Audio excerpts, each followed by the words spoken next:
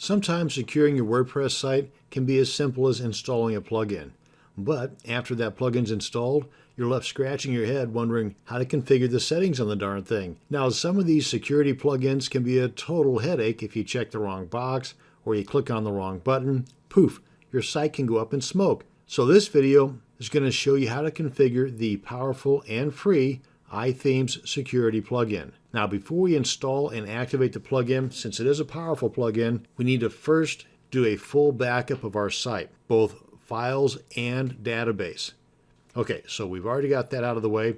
Now then, we want to log into our dashboard area. Come on down here to Plugins, Add New, and we're going to install and activate the iThemes security plugin. So up here in the Search Plugins box, type in iThemes Security, and then hit Enter. And it should be one of the first results that pop up right here. Click on Install Now and Activate Plugin. And as soon as you do that, you'll get these two items that pop up here at the top, and over here in the left sidebar, you'll get a new set of links. Under Security, you'll get Dashboard, Settings, Advanced, Backups, Logs, and some additional help documentation. And if you like the free version, you might want to go Pro, and you can do so very easily by just clicking on that link. Now, the iThemes security plugin has a whole lot of things that you can do, but only a few things that you have to do. And we're going to stick primarily to the few things that you have to do. One item that we're not going to really get too deep into is this first one up here, the iThemes Brute Force Network Protection. I am going to go ahead and click on the Get Free API key. That's going to take us into the dashboard, and this is going to pop up. Now, before you start going through these buttons here, let's go ahead and get out of this. Let's go ahead and check out that iThemes Brute Force Protection real quick. We're in the Settings tab. And we just scroll down a bit. Sorry if I'm making you dizzy. Banned user brute force. Right here we are. And all you have to do, of course, read all this stuff over here, but all you have to do is enter your email address in here and then click on Save All Changes, and the free API key will automatically be populated inside of here. So that's really all you have to do to get and activate the iThemes Brute Force Protection. Okay, now that we have that out of the way, let's come on back up to the top and click on Show Intro in the top right corner. And that's going to pop up these 4 questions again. The very first item it's going to show you here is to make a backup. Now, this is just for the database files, not the image files, the video files, anything else that might be in, like, for example, your media library. So you definitely want to do this, but if anything goes wrong, you've got that full backup that you did prior to even activating this plugin. Now, before we start getting into these 4 items here, because really these are the items that have to be done, everything else is the could be done thing. I want to first come on back here to the dashboard and show you what the iThemes security plugin has found as high priority, medium priority, and low priority fixes. Now, if it were a perfect world, you would not have any of these items showing up here, high, medium, or low priorities. They'd all be fixed. But depending upon the scripts that you have running on your site, the plugins and whatnot, some of these items under medium and low priority are just going to have to be left alone, because if you try to fix them, they may break your site. And if you do, not to worry, because you've got that full backup that you can reinstall and get your site right back to the way it was prior to clicking on that Fix It button. But you should remove all of the items, or most all of the items, in the high priority section. Now, I purposely installed this WordPress site using admin as a username, which is a big no-no. You never want to do that, and that's the very first item that iThemes Security has pulled up. Simply click on the Fix It button, and it gives you a nice little warning message here of what to do before you go any further.